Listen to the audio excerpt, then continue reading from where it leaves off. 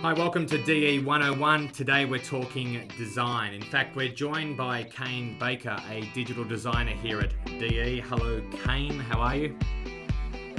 Good stuff. Not too bad. Thanks for your time today, Kane. We're going to go through the 8 things that you think about when designing for the web.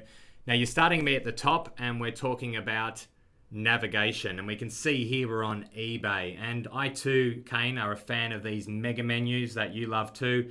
We can see here that it's bringing up subjects, and it's allowing us to see and deep dive directly into where we want to head into a site rather than clicking too many times.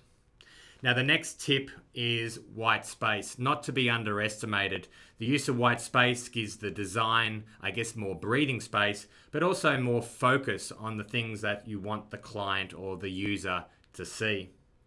After that is the use of colors, and we can see here on this site, the use of greens and hues allows us to focus down on particular parts and certainly breaks up the design.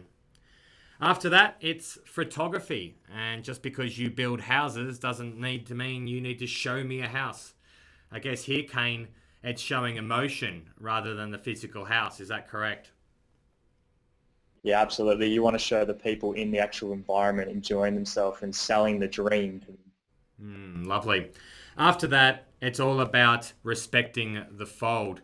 The fold is where our eyes are attentive, and we can see here, Kane, that everything the company wants you to look at is above where you would need to have to scroll to. Is that correct? Yeah, exactly. You know, the call to actions and the statement they want you to read is all above this area in the top section here. Very, very clever.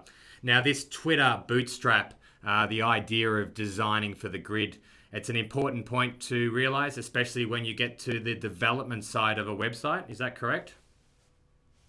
Yeah, it's very important. You obey the grid. We use Twitter Bootstrap here, as you can see on this website. I'll just share my screen. I've got a Photoshop file open with the grid actually toggled on, so I'll show you what that looks like, Tim. You can see on this example here, Gerd and Grammar, everything's sitting nicely and flush up against the corners and just really well balanced, and it just makes it really easy for the development team to actually turn this website here into a mobile design or an iPad tablet design. Yeah, beautiful, beautiful. Take me down your idea of fonts. I believe, say, the use of Google Fonts would be something else that you would recommend for people to use and install while they're developing. Yeah, Google Fonts are very, very handy. Let me just bring it up here. I'll show you what I mean. It's basically Google has a library of their own fonts that they host online. So let's say a lot of websites already use these. So let's say, I go to a website that uses Google Fonts. I only have to download that once, and every time I open up another page, another website that uses the same font, I don't have to re-download it. So it makes it really, really handy and quick. Okay, Kane, so your last point is about understanding the use of texture. And right now I can see an example of a wood grain that appears on the back of the website. And when you remove that, it certainly takes away from, from the look and feel of the site.